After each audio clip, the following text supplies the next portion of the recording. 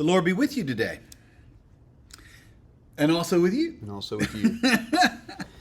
And also with you. We're glad you're here. I'm Rob, one of the pastors here at White Plains.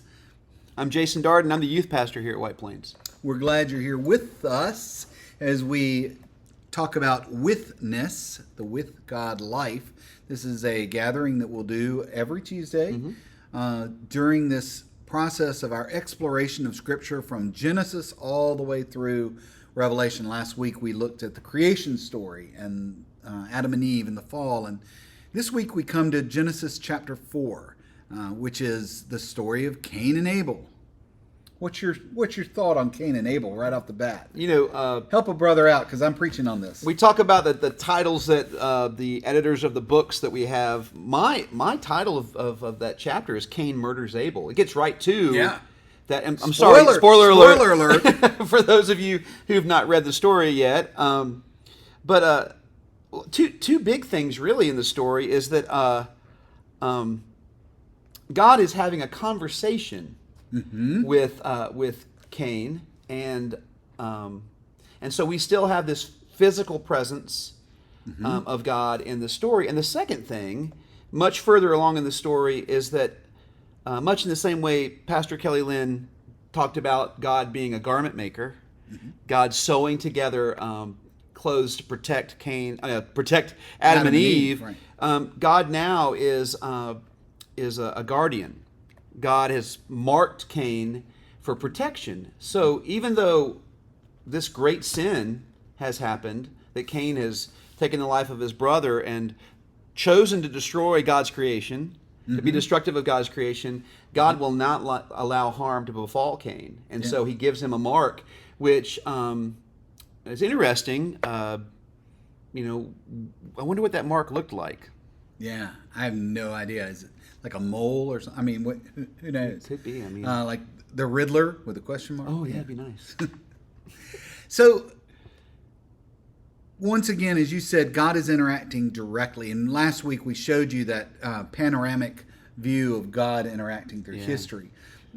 Today we would like to pass on to you a resource. We mentioned the Renovari Study Bible and the Life with God book that contains a lot of the references that we're using for this series. But there's actually a great website, and I'm going to take you to it here so you can see. Reverb.com? No, it's not reverb.com. Sweetwater? You have Sweetwater right there on your computer. Oh!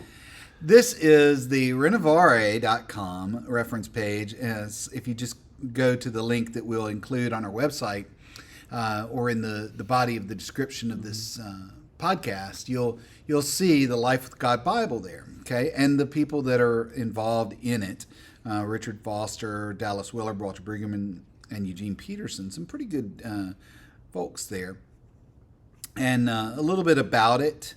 And then if you scroll further down on this page, you'll see a spiritual disciplines index that you can actually download. One of the spiritual disciplines that you can find in this story is the discipline of confession. Spiritual disciplines are simply things that we practice, ways that we live our life to interact with God. And we'll be talking a lot about those as we go along in this series. But then if you can continue to scroll down on this page, you'll eventually come to this thing called Featured Bible Content. Now here, you can actually read for free and in large print, which makes a difference when you're looking at the small print version of this Bible that they have published. But you can read these articles for free. And the one that we highlighted last week on the panoramic view of God in history can be found right here. Not just the diagram, but also some text to help you understand that. Understanding means of grace, right? How do we interact with God? All of that can be found on this website. And we would just really encourage you to go there and explore and look around, not just for this particular story of Cain and Abel, but for all the stories that we'll be reading together over the next couple of years. And just to keep you from wasting your time on another resource, the movie East of Eden, it's not going to be helpful. at all for you. So just to save you from wasting your time there. Lone Justice has an album called East of Eden. So, yeah. Justice. Yes. Okay. All right, we're going in the weeds again, as is our wont, but we're glad you're with us, and we want to leave you with one last thing today, and that is some specific questions. Excellent. That you can ask in your home, and individually, or with your family, or in your Sunday school class that might help you with this text. So 3 questions for today are very simple. This Cain and Abel story, it's a difficult story, right? I mean, I've got all sorts of questions about this story. How do we engage with troubling stories, with stories that may contradict things that we believe or have held true? When God challenges our own preconceptions, how do we deal with that? How do we engage with that? It's an example to me of why doesn't the Bible just work like a history textbook? Right. Where are all the other people at this time? Where did Cain get his wife? What did Well, we don't ask those questions, Rob. Okay. Well, this might be something that would be good to ask and explore. Is why doesn't it work like a history textbook? Yeah, I get it completely. I mean, of course, I was joking, but when we look at this, we feel like someone should be able to walk us through verse by verse and explain every aspect of it. But it could be that when we get to the very end of whatever story that we're reading, we're still filled with a sense of curiosity and mystery. Right. And we can't just dismiss it as a fable. That's one way you cannot deal with it. Sure. Is you can't just say, oh, well, it's just a fable. It's just because if that's true, then we're also going to dismiss all of Jesus's parables. No, there's truth here. And whether Cain and Abel were actual physical living human beings, or whether this is a story that's been handed down and for us, there is God's truth and God's presence in it for us. Mm-hmm. Not just then, but now. And lastly, the third question was, what do I need to confess? Sure. Let's make this real. Confession is all throughout this story. Mm-hmm.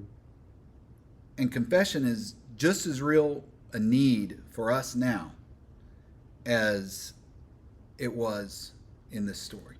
This Sunday is a communion Sunday, both in person and also for our part of our congregation that joins us online as well. And so the beginning of it, we can't gather at the table until we've confessed, and confessed the ways that we have not been in relationship with God and with our brother and sister. And so thinking about that in terms of the story of Cain and Abel, it may jostle things a little bit. We have embedded theologies. We have long understandings of Scripture that sometimes at close study and reading the Scripture in a way that could transform us, those embedded, those deep-seated understandings of Scripture could be challenged and a little bit. So I encourage you in the reading of Scripture both this week and next week and the weeks to come to trust God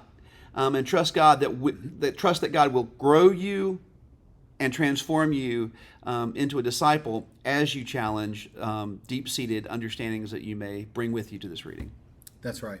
And we'll look forward to gathering around the table with you this coming Sunday, either in person, hopefully, or online. And we'll see you again next Tuesday.